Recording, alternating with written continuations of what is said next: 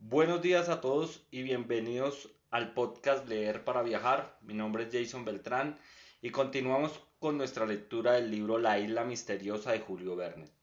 Capítulo 1, parte 22. Esta parte se titula Pasa el invierno y salen de su palacio de granito.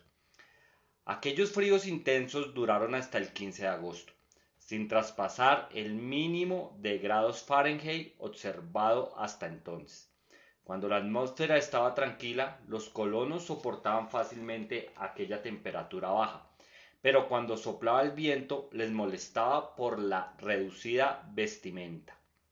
Pencroff se lamentaba de que la isla Lincoln no diera asilo a algunas familias de osos, con preferencia a las zorras o a las focas, cuya piel no les servía mucho.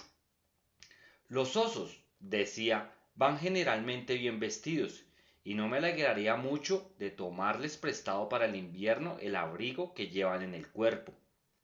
Pero, añadió Nab, riéndose, quizás los osos no consentirían, Pencroff, en darte su abrigo.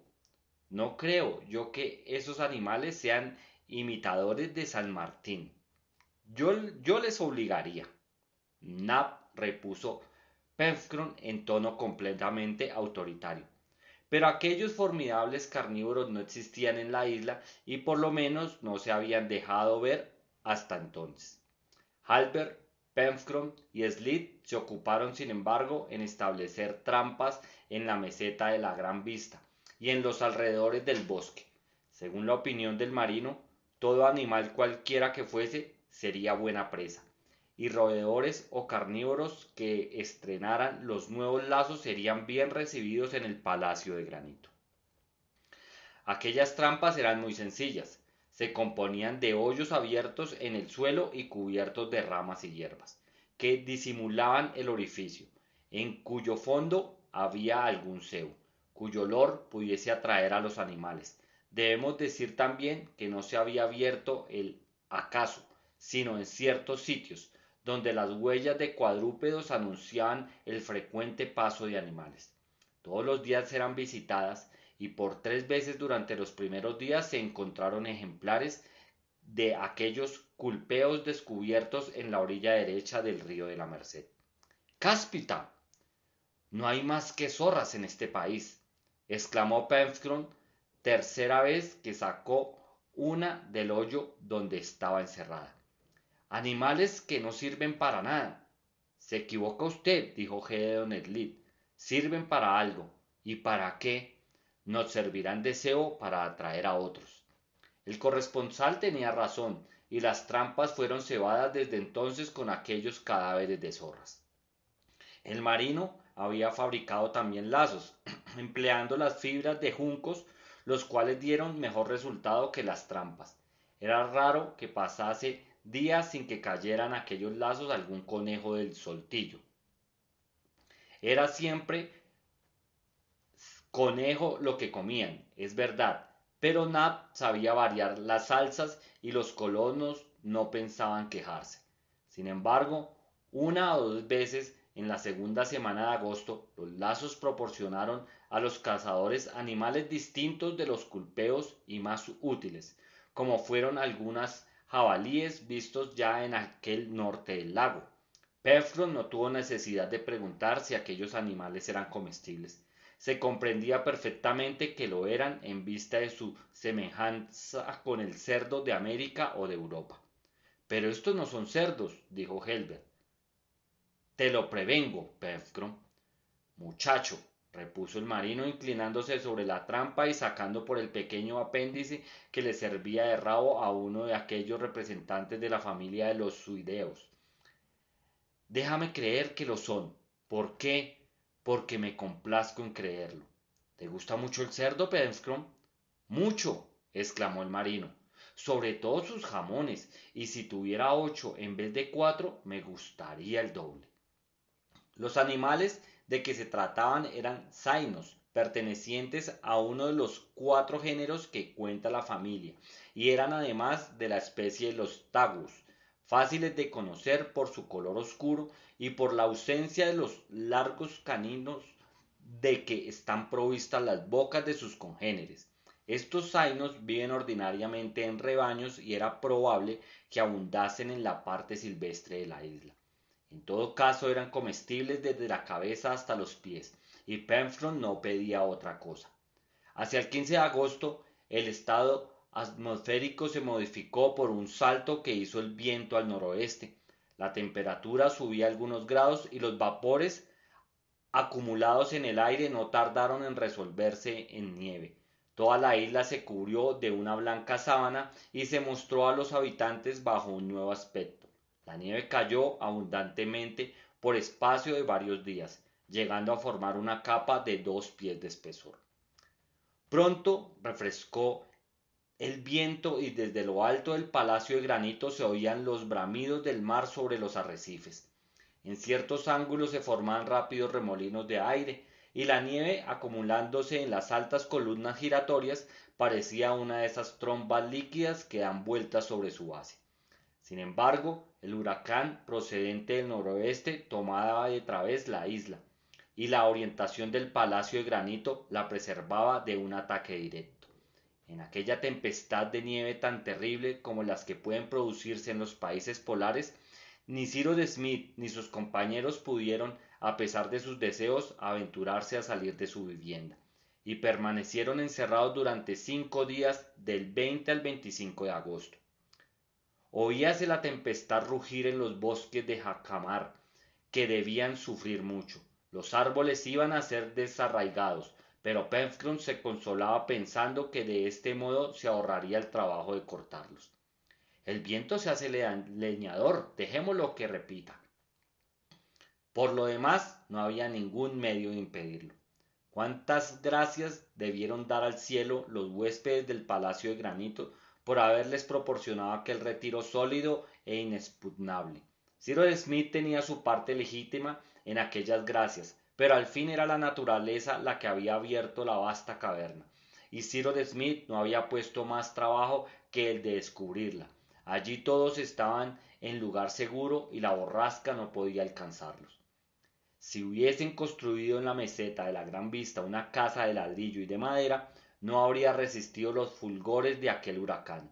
En cuanto a las chimeneas, a juzgar por el ruido de las olas que se oía con tanta fuerza, era de suponer que se habría hecho completamente inhabitables, porque el mar, pasando por encima del islote, debía batirlas con furor. Pero en el palacio de granito, en el centro de aquella masa inmensa, contra la cual no tenía poder ni el agua ni el aire, nada había que temer. Durante aquellos días de retiro forzoso, los colonos no estuvieron inactivos. La madera cortada en tablas no faltaba en el almacén, y poco a poco se completó el mueblaje, haciéndose mesas y sillas y muy sólidas, pues no se economizó la primera materia.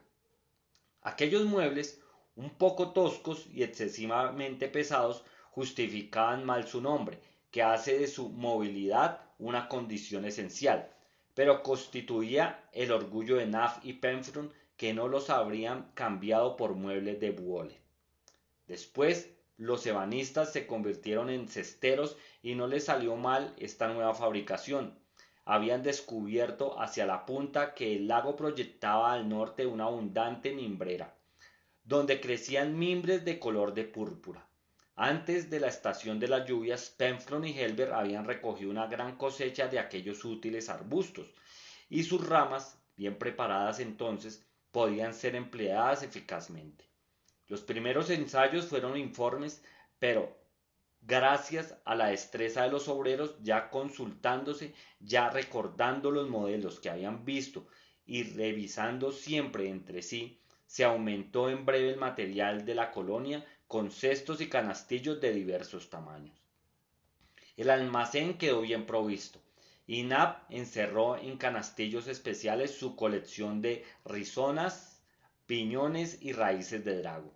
Durante la última semana de aquel mes de agosto el tiempo cambió de nuevo. La temperatura bajó un poco y la borrasca se calmó, permitiendo a los colonos salir de su morada. En la playa habían 2 pies de nieve, pero se podía caminar sobre aquella superficie endurecida. Cyrus Smith y sus compañeros subieron a la meseta de la Gran Vista. ¡Qué cambio! Aquellos bosques que habían dejado verdes, sobre todo en la parte donde dominaban las coníferas, habían desaparecido bajo un color uniforme. Todo era blanco, desde la cima del monte Franklin hasta el litoral, los bosques, la pradera, el lago, el río, las costas.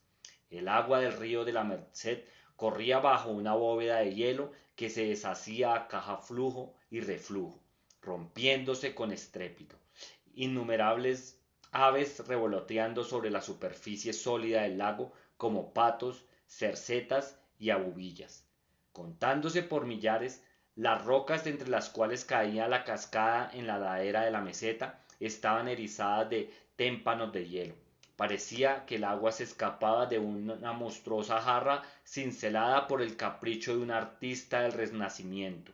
No era posible hacer un juicio sobre los daños causados en el bosque por el huracán, y había que esperar que la inmensa capa blanca que la cubría se hubiera derretido.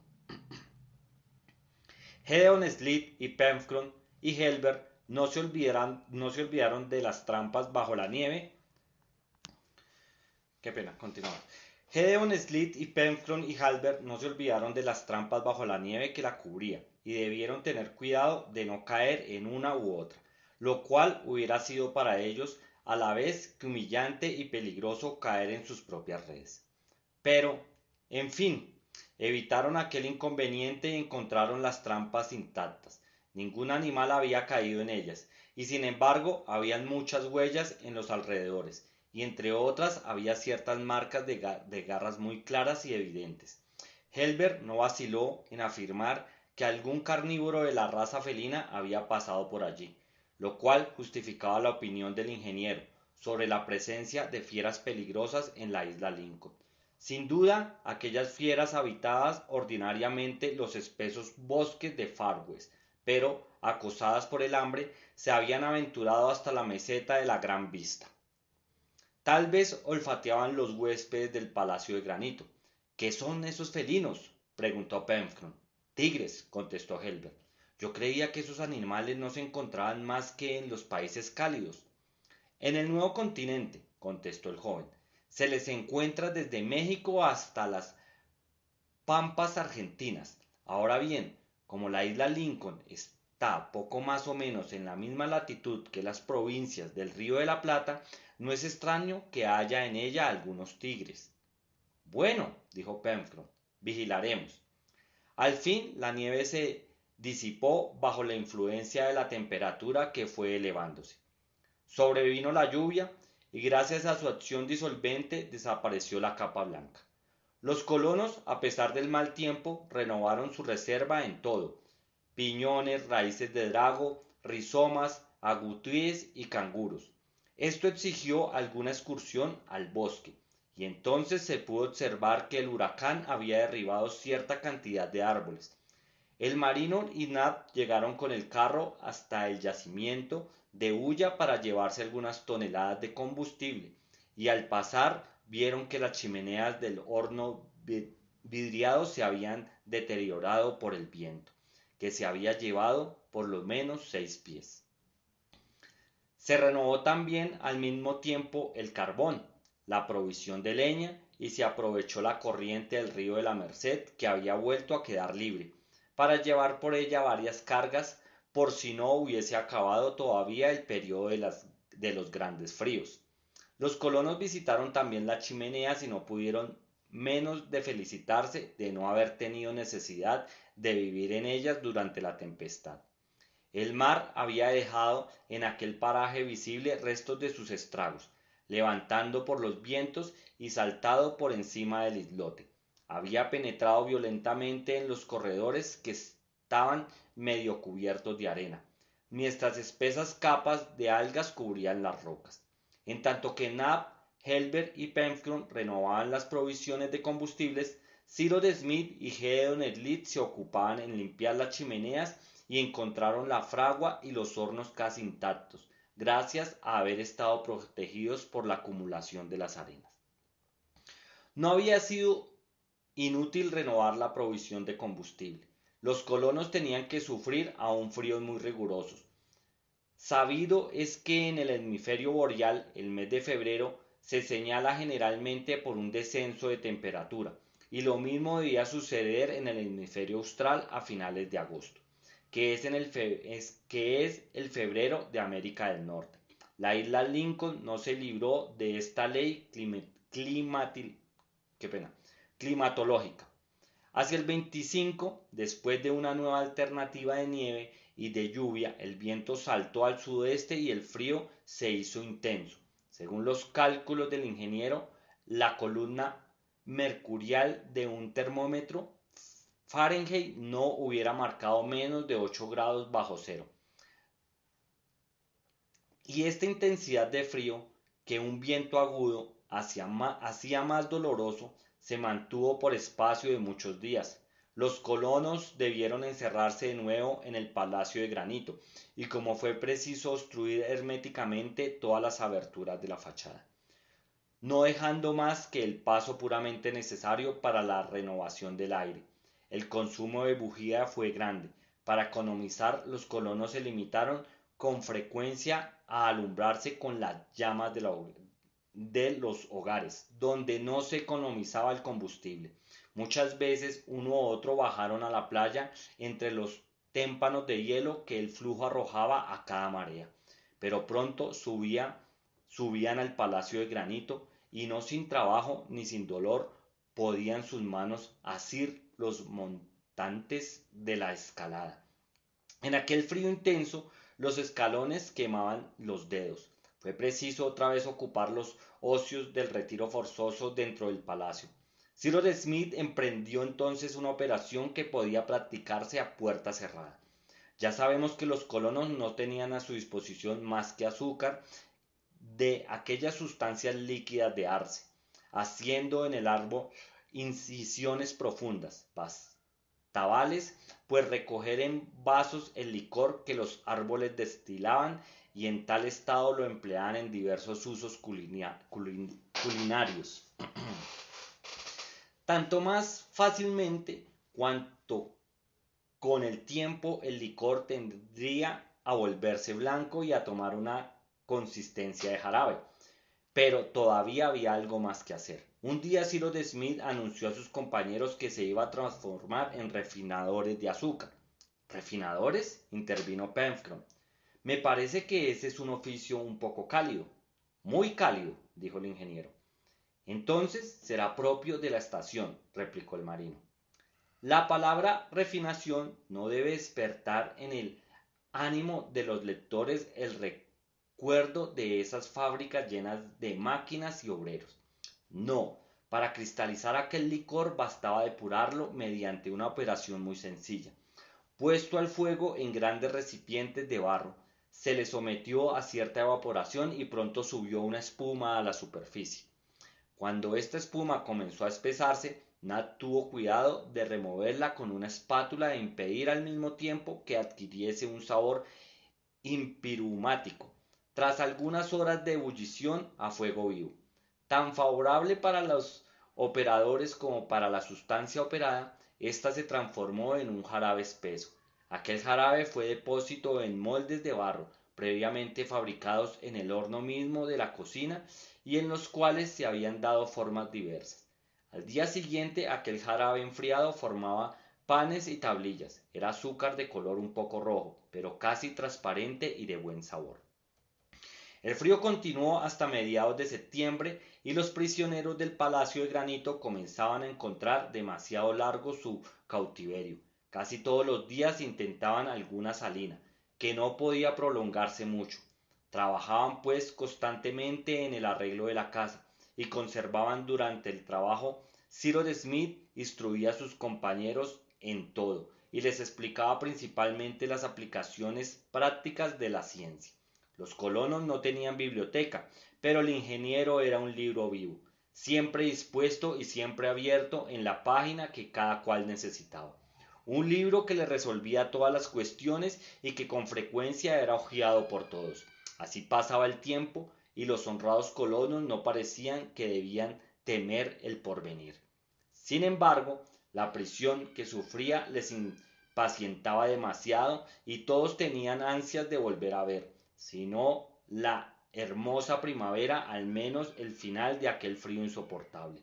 Sí, por ventura hubieran tenido vestidos de abrigo para poder afrontarlo, ¿qué excursiones no habrían intentado a las dunas, al pantano de los Tadornes? La caza debía ser fácil y hubieran sido fructuosas sin duda alguna. Pero Cyrus Smith no quería que nadie comprometiese su salud, porque necesitaba de todos los brazos, y sus consejos fueron seguidos.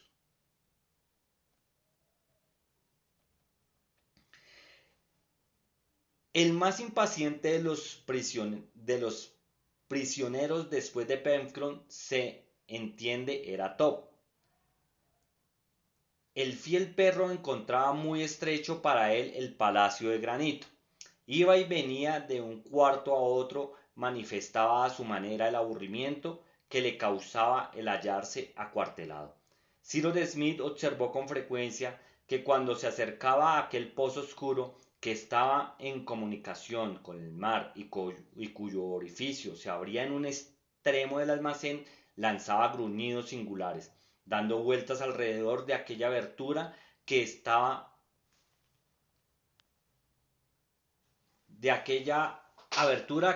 tapada por unas tablas. Algunas veces trataba de introducir sus patas debajo de la tapa como si hubiera querido levantar y gruñía entonces de un modo particular que indicaba al mismo tiempo cólera e inquietud. El ingeniero observó muchas veces aquellas maniobras del perro. ¿Qué había en aquel abismo que pudiera impresionar hasta tal punto la inteligencia del animal? El pozo terminaba en el mar, esto era indudable.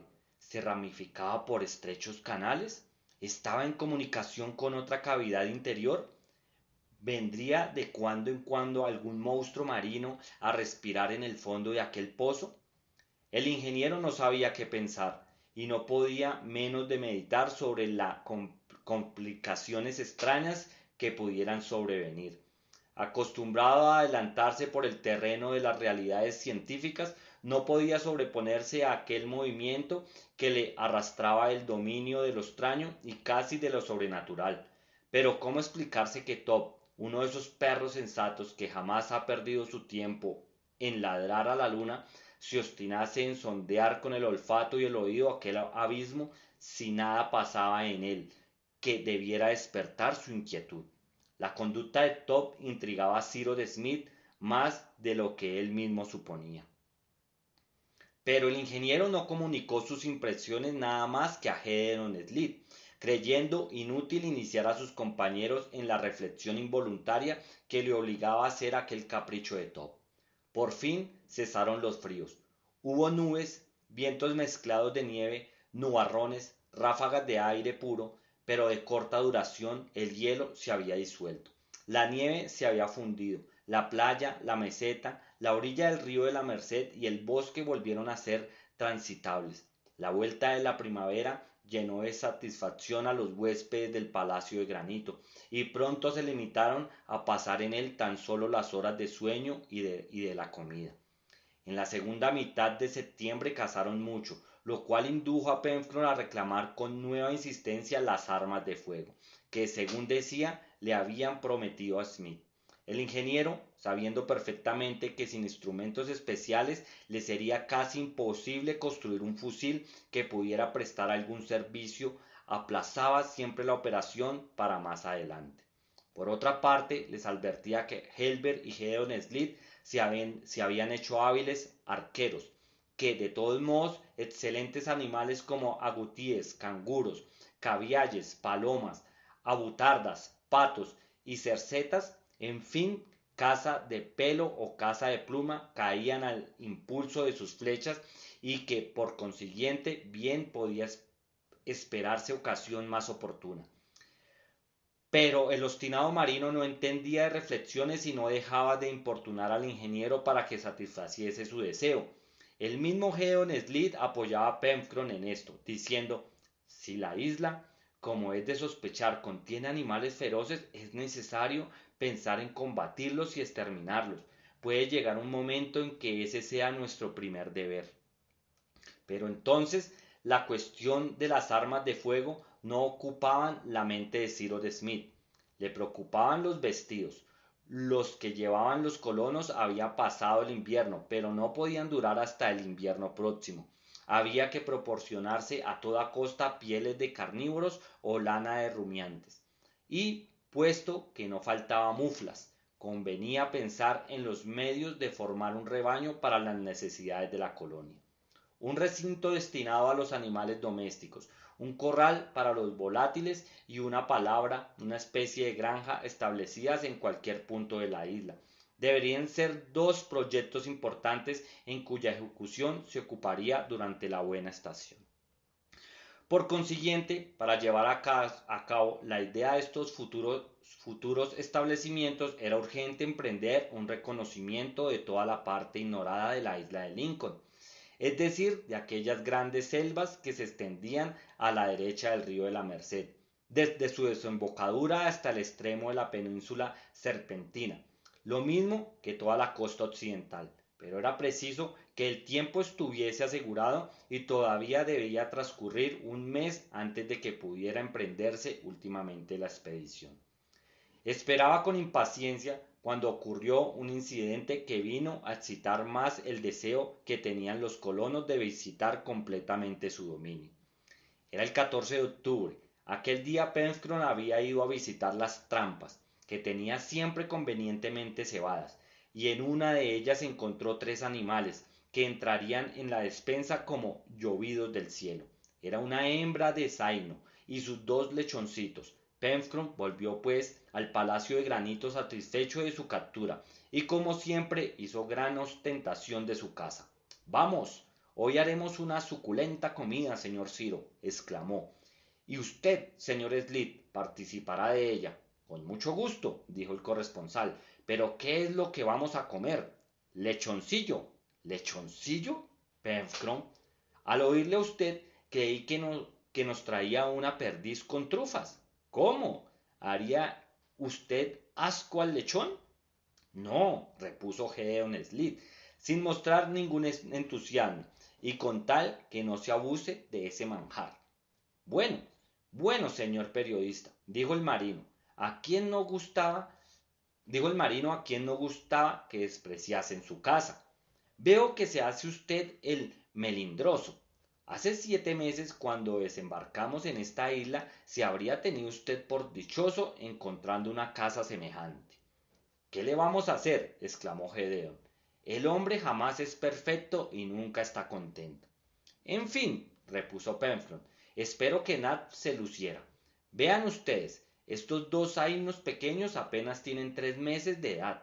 Estarán tan tiernos como codornices. Vamos, Nab, vamos, yo mismo vigilaré la cocina. Y el marino entró en la cocina, absorbiéndose enseguida en sus tareas culinarias. Le dejaron que se arreglase a su modo. Nab y él prepararon una comida magnífica, compuesta de los 2 zainos, de una sopa de canguro, un jamón ahumado, piñones, bebida de lago, té de oswego y de todo lo mejor que había en la despensa, pero entre todos los platos debía figurar en primer término los sabrosos zainos en estofado. A las 5 se sirvió la comida en la sala del Palacio de Granito. La sopa de canguro humeaba sobre la mesa y todo la hallaron excelente. A la sopa sucedieron los zainos, que Pencroff quiso trinchar por sí mismo, y de los cuales sirvió porciones monstruosas a cada uno de los comensales. Los lechoncitos estaban verdaderamente deliciosos, y Pencroff devoraba su parte con glotonería, cuando de repente dejó escapar un grito y un taco. ¿Qué pasa? Preguntó Cyrus Smith. ¡Ay, ay! Acabo de romperme una muela, contestó el marino. ¿Cómo? ¿Tienen piedra los zainos que usted caza? Dijo Gedeon Spilett. Habrá que creerlo, añadió Pencroff sacando de la boca el objeto que le había costado una muela. No era una piedra, sino un grano de plomo.